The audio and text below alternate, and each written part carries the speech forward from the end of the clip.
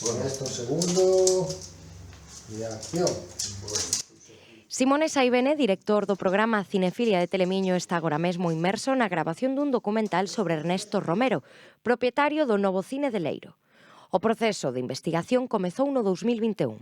O proceso de investigación durou bastante tempo e logo despois empezamos a rodaxe hai 3 anos e levamos agora xa bastantes horas de grabacións e iremos agora xa a montar, estamos xa coa montadora Andrea Bouzo que está montando a película, as primeiras secuencias e faltarían aínda unhas jornadas para colocar non aquí en Leiro, noutro país incluso, pero eso non imos desvelando aínda onde, porque estamos ainda organizando. Pero o proceso, moi contento de como está quedando todo, moi contento de coñecer aínda máis co tempo a Ernesto, porque creo que foi un dinamizador cultural importante aquí na comarca do Ribeiro e tamén ten un espacio que é excepcional.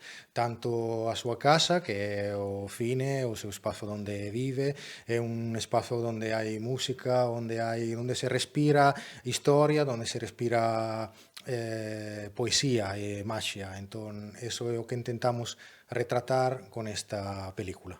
O músico Paolo Apollo Negri xa está traballando sobre a banda sonora que está inspirada na célebre música de Morricone que compuxo por Cinema Paradiso de Tornatore e logo tamén habrá a postproducción de talonaxe e de son.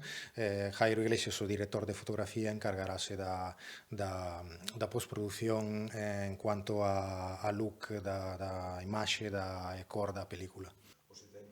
Ernesto ten moi claro como lle gustaría que a súa historia fora contada e a súa sensibilidade polo séptimo arte transmitida.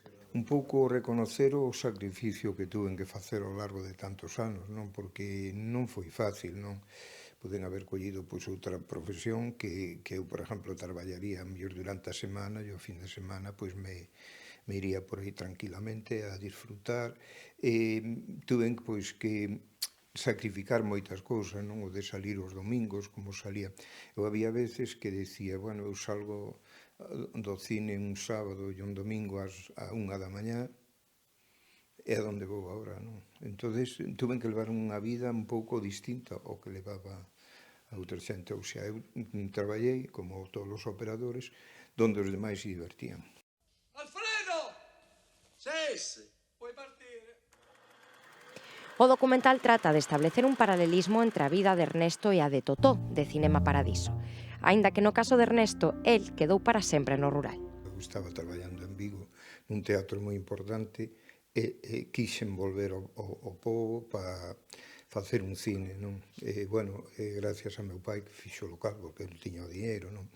Entonces, foi unha vida de, aunque parezca, o público que poida pensar que foi unha vida sencilla, que simplemente era coller a película e poñela, foi muchísimo traballo, moito sacrificio. Un homenaje, xa digo, documental, pois como era a película de Cinema Paradiso, a todos os operadores do mundo, que houve muchísimos, pero a maioría do público nunca pensou que había detrás daquelas ventanillas por onde salía o foco da película. Nun momento no que a sociedade está obsesionada co true crime, Saibene quixo retratar a bondade de quen fixo pervivir ata os nosos días un importantísimo legado artístico. Gústame moito, ademais, entrar, sobre todo cando se trata dunha vida, dunha persoa, entrar pouco a pouco na súa vida e coñecer pouco a pouco, investigar en profundidade moitos aspectos do que a vida desta persoa, en este caso de Ernesto, como hai tanto por contar, pois necesitaba ese tempo, non? Donde neste tipo de produtos se relata sobre todo as vidas de persoas que se relacionan coa maldade, o mundo do documentario, do cine, de series en ficción está moi cheo de psicópatas, de asesinos en series, etc. Eu creo que é necesario tamén contar historias de outro tipo de figuras, a xente exemplar como Ernesto, que dá un exemplo positivo de resistencia, de fortaleza, que que levantou un cine aquí no rural que seguiu resistindo, levándolo a cabo día tras día, un soñador, e eu creo que se necesita nesta época tamén contar historias deste tipo. En este sentido, eu creo que imos completamente contracorriente. Nós poderemos ver un pequeno adianto deste traballo.